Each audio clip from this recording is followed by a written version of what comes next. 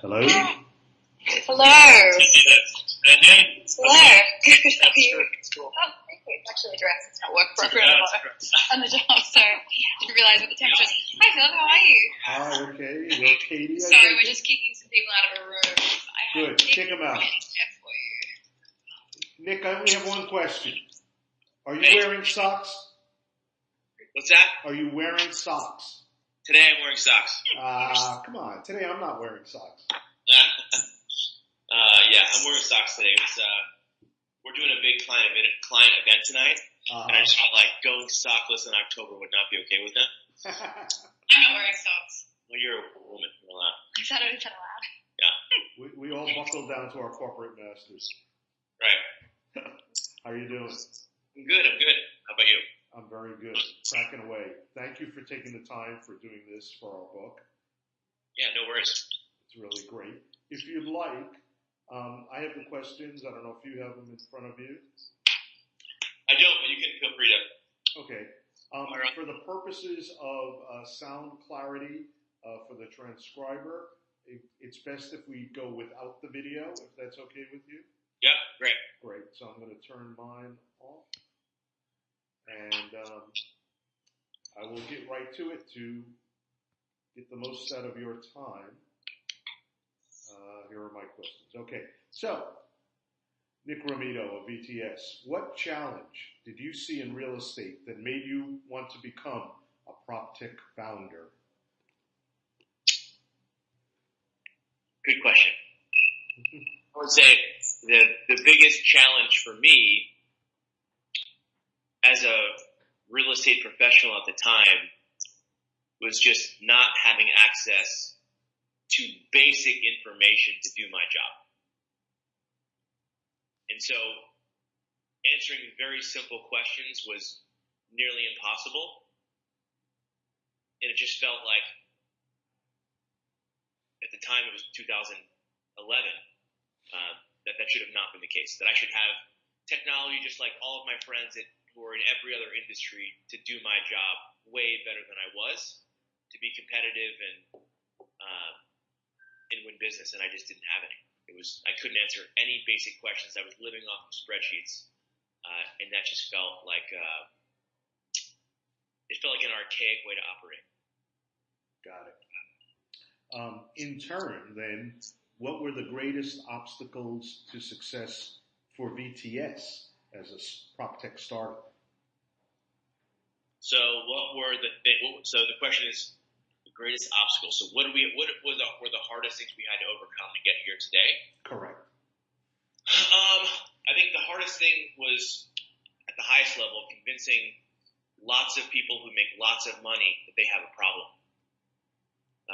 Change management is hard enough, but when you layer in the fact that people are very successful, you almost become naive to the issues. And so we had to spend a lot of time educating the market about how much more successful they could be had they had the tools that people in other industries have to do their jobs. So maybe you had a great year last year. You could have made 3 times that had you had the right tools. So, change management's hard when you're doing it with folks who make a lot of money. It's a lot harder. Yeah, that's so true. Obviously, VTS and Hightower was a major and successful merger in PropTech startups. Has the company grown in a manner that makes it a model for other mergers among PropTech startups? And do you see that trend accelerating, staying about the same, or decelerating? I think you're going to continue to see consolidation happen in this space. I think while the market is very large in terms of capital allocated towards it and dollars that are available, it's a huge market, but you don't have a lot of customers. I think there's probably 3,000 commercial landlords. Is it North America or globally? It's going to be, that might even be just, either or, it's a small number. Mm-hmm. So you don't have that many actual customers. And so in a vertical market, you can look at other vertical markets as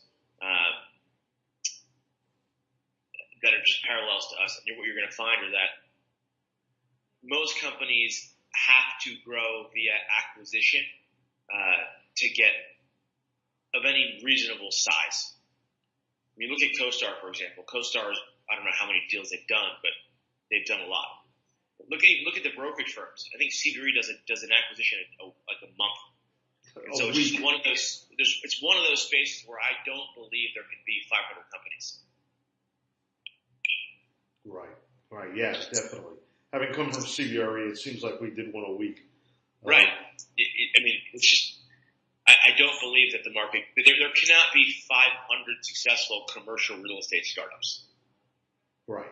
So then, do you see acquisitions of PropTech startups by traditional real estate companies increasing in the next few years? I do. Mm-hmm. Yeah, I think you'll see. I mean, speaking from the VTS perspective, it's 100% a part of our strategy. You know, we're going to do more acquisitions.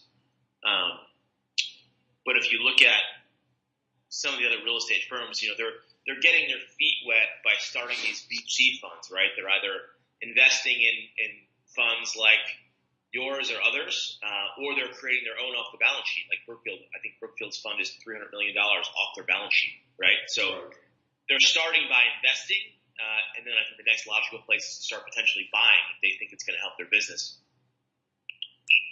So again, the other side of that coin, do you expect VTS to be acquired someday? I don't know if we'd be acquired or if we'd go public.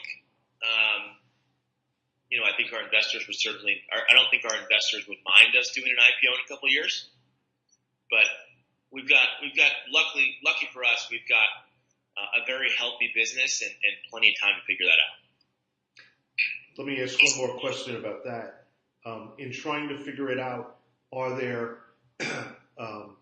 tipping points or triggers that would make you decide to go one way or the other that you look at? Yeah, I think people, when you do this for a long enough time, you learn a lot about what it takes to run a public company and what are the characteristics of a business that you need to have to, I think, do it successfully. And the number one thing is just market size, right? I don't know that a lot of the companies in our space really understand the true TAM right now, or do they understand how big their businesses can actually be? And when you're honest with yourself and you look at that, it becomes a lot easier to decide. Am I building a public company, or am I building a really successful private company, which is okay too? There's no right or wrong answer. But I think for us, you know, our larger vision could 1,000% be a very successful public company. You know, but there are other things that you've got to look at that are outside your control, right? Market conditions, capital. There are just things that are always a part of those decisions that, you know, we'll have to face when we get there. But again, we're a couple of years out. Got it. So what did you have to learn as a founder about how to build a technology business for real estate? Mm-hmm. Oh my God, I don't even know where I would start. What do I have to learn?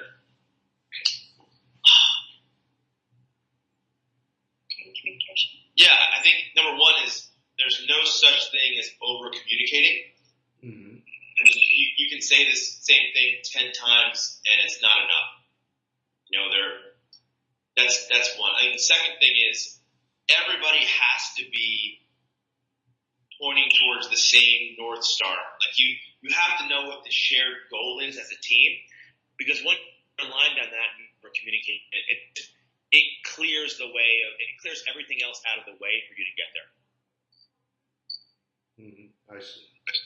So alignment across the business is just critical. And everybody should know why they come to work every day. Okay. To do one specific thing. I'm sorry, you're breaking up a little bit. I'm still here. Can you hear me now? Yeah. So going on to another point, how do you decide when it's the right time to raise further funding rounds versus using your financial resources to go after more clients? Mm-hmm. Yeah, so I think that's another one where